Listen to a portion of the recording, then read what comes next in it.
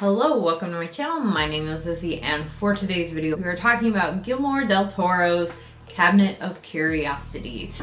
Picture your mind as a cabinet. So, if you don't know what this is, it is a new Netflix series. So far, just one season, but after watching this first season, I'm very hopeful that there will be a second one. But yes, it is presented by Del Toro. If you don't know, he is pretty well known for his movies. It's done very similarly to horror anthologies where each episode is based off of a different short story and is written and directed by somebody different. From what I researched, it looks like Del Toro himself did co-write 2 of the episodes, but there are 8 episodes in total. So it's kind of just presented by him. Each episode he opens with giving kind of like a little speech, referencing some quotes and introducing kind of what the episode is about and who our director is going to be, which is really cool. And yeah, it's a really good first season if you are a fan of his work. If you don't know, he's very well known for like his monsters, which the series is definitely filled with. Each episode has its own kind of monster that becomes a bit of a center of the story, but each story is definitely very different and unique in its own. Now, I don't want to get into too many spoilers for people that haven't seen it, but I do kind of want to give a little synopsis of what each episode is about. So the first episode is called Lot 36. Lot 36. Are you curious? Whatever is in there is mine now. And it follows a war veteran who buys these storage units, and one of the storage units that he buys is filled with old artifacts, is kind of the best way to put it, and he ends up releasing something. And that episode was written by Del Toro himself, and Regina Corrado, I hope I'm pronouncing that right, was directed by Guillermo Navarro. And it is based off of a Del Toro short story. The second episode is called Graveyard Rats. Please, show me mercy. And it is about a man that is a grave robber who is attempting to pay off some debts, and when he tries to rob the grave of a very wealthy man, some creatures get their revenge. That one was definitely really freaky, and I really, of course, liked it. The kind of rat monsters that we have in this episode are pretty freaky, and there's definitely some other creatures that pop up as well. And this one is done by Vincino Natali. I really hope I don't pronounce any of these names wrong. Also directed it as well, and it is based off of a short story by Henry Kuttner. The third episode, and this is where I kind of really started to get into it. The first 2 episodes were great, but this third episode, it is called The Autopsy. Nightmare specials, the kind you never get to the bottom of. And it is definitely freaky. Now I will say, and I should have, I guess, said this in these episodes are fairly long. Like, they're all at least like a good hour long. So it's, even though they're based off short stories, the episodes themselves are not. And I definitely marathon watch them. So with each episode, we definitely get like a lot of story and background. We're not just really like jumping into the scary stuff right away, which I fairly liked. And this one does a really good job. There is definitely like a lot of mystery to what's going on, and the first kind of half of the episode really starts as almost like a true crime cop mystery, and then just takes a turn into like a autopsy, into like a true horror. If you've seen like the autopsy of Jane Doe, and you really like that movie, I think you will really enjoy this episode, because I love that movie, and this episode, at least in the last kind of half, definitely gives kind of those vibes. It's definitely a different situation, and I did not really see it coming, and it definitely takes a weird turn that I really like. And that episode is directed by David Pryor, teleplay by David S. Goyer, based on the short story by Michael Shea. Now, the fourth episode is called The Outside. What is happening to me? This one was directed by Anna Lily Mirpour. And hopefully I'm pronouncing that right. Teleplay by Haley Z. Boston, and based on the short story by Emily Carroll. So, like, fully female based, which is really cool. I think definitely important for this story. So it's focused on this woman who works at a bank who is not stereotypically attractive. It is kind of the way to put it. They kind of purposely make her look unattractive, and she becomes obsessed with this idea of beauty. She starts using this lotion cream that she is gifted by one of her coworkers, but she has a allergic reaction to it, and as hard as her husband tries, she refuses to stop using it, because she is convinced that as long as she continues to use it, that she will eventually achieve the beauty and happiness she has been wanting. And I can definitely sympathize with this character.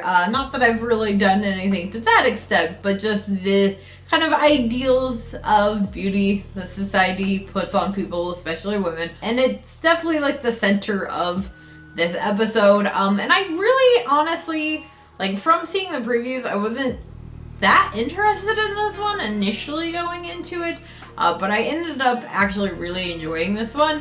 It definitely kind of had me on the edge of, like, how is this gonna turn out? Because you really are just kind of watching this woman go mad for the sake of trying to beauty herself. And this one is definitely more of a psychological horror, so if that's kind of your jam, you may very well like this episode. And the fifth episode, this one is Pickman's Model. It is based off of a H.P. Lovecraft novel, and it is directed by Keith Thomas, teleplay by Lee Patterson.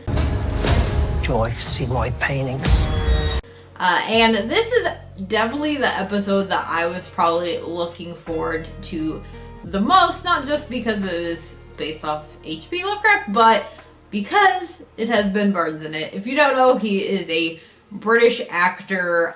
He is also on another Netflix series called Shadow and Bones, which is really good. Highly suggest. But he's been in a ton of stuff, in one of probably my favorite movies, co-starring another fantastic actor, Robert Sheehan, who a lot of you will probably know as Klaus in the Umbrella Academy, but it is a movie called Killing Bono, and it is based on a true story, and it is hilarious, but they play brothers in it. Anyway, he is another actor that I absolutely love, and so I was really excited for this episode. This is like the episode I couldn't wait to get to. And in this episode, he plays an artist who is just kind of struggling with his art, and jealousy towards a fellow classmate. That's really all I can tell you about this episode without, like, completely ruining it. But it is a really good episode, and honestly, probably was my favorite episode, maybe because I was looking forward to it so much, but it's so good. And it's, ironically enough, it actually reminded me a little bit of another film that Ben Barnes is in. He is in the 2000 Dorian Gray, which I know people feel weird about that movie. I really like it, and I think he was fantastic in that, and he's fantastic in this. But it was kind of just a little ironic to me that they kind of had that same vibe. I made a joke on TikTok about like him and creepy paintings. But yeah, that's definitely the episode I was looking forward to the most, and probably still ended up being my favorite. Now, for the 6th episode, it is called Dreams in the Witch House. It is by Catherine Hardwicke, teleplay by Micaiah Watkins, based on another H.P. Lovecraft story. I've seen a forest. A forest that takes the dead inside. This one was awesome as well. This is probably like second favorite, and it stars Rupert Grant, who of course played Ron Weasley in the Harry Potter franchise. So another episode that I was really looking forward to. He does a great job, but it is basically about this guy who has spent his life trying to connect and reach through the spiritual world because his twin sister dies when they are children. And he sees her kind of taken away into this other world, so he spends his life trying to find her. Of course, just love this episode as well. Oddly enough, another actor that is also in a movie with Robert Sheehan. Anyway, so love that one, really good. Definitely probably like the second favorite episode. The 7th episode is called The Viewing. There's a void inside of me. Inside of everyone. And I'm totally gonna butcher the names, so I'm just gonna put it right here so I don't completely fuck it up. And this one's like entire cast is full of people. That was something very cool and interesting about this. And obviously it's Del Toro, like he can get people. Is that every episode has like a very familiar face, like at least one actor that you're gonna recognize, because I like it both ways in horror. I like when you have a known cast of characters, but I think it's also really cool when you can get these big names or at least recognizable faces to join in horror, and the fact that you have so many in this Netflix series I think was really cool, and something that I definitely loved about this. And this episode is full of them. Like I think basically every character in this episode was played by an actor that I at least recognized from something. And it is basically about this group of people that are all like the best in their field for different reasons. One of them's a musical artist who is actually played by Eric Andre. And then we have a scientist, we have a writer, and then this guy who's kind of like psychic. And they are all brought together by this extremely wealthy man, who he's well known. People know of him. But there's a lot of mystery surrounding him. Nobody really knows why he's wealthy or how he became wealthy and where he's kind of been for several years. He's kind of just kept low key, and he brings them all together to kind of recruit them for things, and shit just goes awry.